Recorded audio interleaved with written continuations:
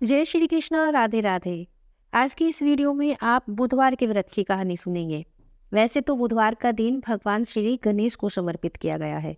ऐसी मान्यता है कि बुधवार के दिन भगवान श्री गणेश की सच्चे मन से उपासना करने से, उनका व्रत रखने से जीवन के सारे संकट समाप्त हो जाते हैं। लेकिन अपने बुध ग्रह को मजबूत करने के लिए भी बुधवार का व्रत किया जाता है। यह व्रत करने से जीवन में सुख और शांति आती है। बुधवार के व्रत के नियम का पालन 7 या 21 बुधवार तक करना चाहिए और आखिरी व्रत वाले दिन अपने व्रत का उद्यापन भी जरूर करना चाहिए। तो आज की इस वीडियो में आप बुध ग्रह को मजबूत करने के लिए जो व्रत रखते हैं उसकी कहानी सुनेंगे। समतापुर नगर में मधुसूदन नाम का एक व्यक्ति रहता था। वह बहुत धनवान था। मधुसूदन का विवाह बलरामपुर नगर की एक सुंदर लड़की संगीता से हुआ। एक बार मधुसूदन अपनी पत्नी को लेने उसके मायके बलरामपुर गया और अगले दिन बुधवार था। मधुसूदन ने अपनी पत्नी के माता पिता से संगीता को विदा कराने के लिए कहा, परंतु उसके माता पिता बोले, बेटा आज बुधवार है, उस बुधवार को किसी भी शुभ कार्य के लिए यात्रा नहीं करते। लेकिन मधुसूदन नहीं माना। उसने कहा कि उसे ऐसी शुभ अशुभ बातों में कोई विश्वास नहीं है और ना ही वह इन बातों को मानता है। संगीता के माता पिता ने उसे समझाने की बहुत कोशिश की, लेकिन वह नहीं माना और अपनी पत्नी को विदा करा के वहां से चल दिया। दोनों पति पत्नी ने बैलगाड़ी से यात्रा आरंभ की। उन दोनों ने 2 कोस की ही दूरी तय की होगी कि उनकी गाड़ी का एक पहिया टूट गया और उसके बाद वहां से उन दोनों ने पैदल यात्रा शुरू कर दी। उसके कुछ दूर जाते ही संगीता को बहुत तेज प्यास लगी।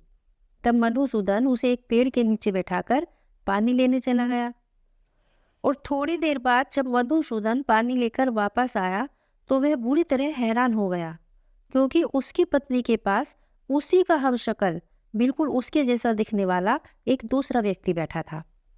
उसने बिल्कुल उसी के जैसे वस्त्र पहने थे और उसके हाव भाव भी बिल्कुल मधुसूदन जैसे थे।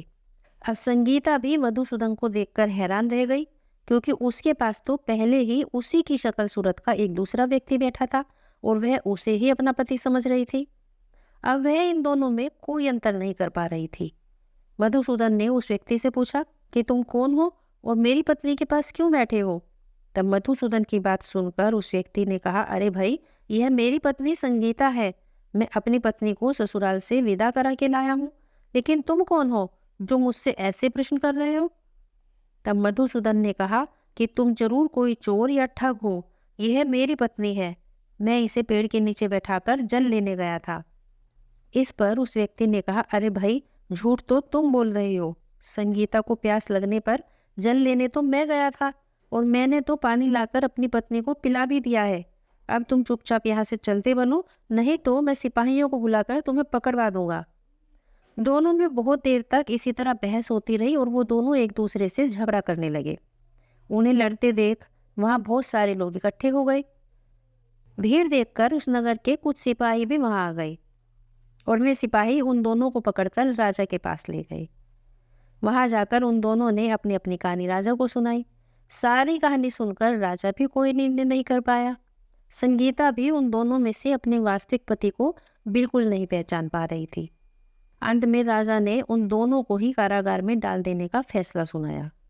राजा के फैसले पर जो असली मधुसूदन था वह भयभीत हो उठा और तभी उसे संगीता के माता पिता की बात याद आई। उन्होंने कहा था कि आज के दिन यात्रा करने से विपत्ति आती है, यात्रा कुशलतापूर्वक पूर्ण नहीं होती। वह डर गया और वह समझ गया कि यह इसी का परिणाम है। वह मन ही मन बुधदेव से प्रार्थना करने लगा और तभी आकाशवाणी हुई कि हे मधुसूदन, तूने संगीता के माता पिता की बात नहीं मानी और बुधवार के दिन अपनी ससुराल से प्रस्थान किया। यह सब बुधदेव के प्रकोप से ही हो रहा है। मधुसूदन ने बुधदेव से प्रार्थना की, हे बुधदेव, मुझे क्षमा कर दीजिए, मुझसे बहुत बड़ी गलती हुई। भविष्य में मैं अब कभी बुधवार के दिन यात्रा नहीं करूँगा और सदैव बुधवार को आपका व्रत किया करूँगा।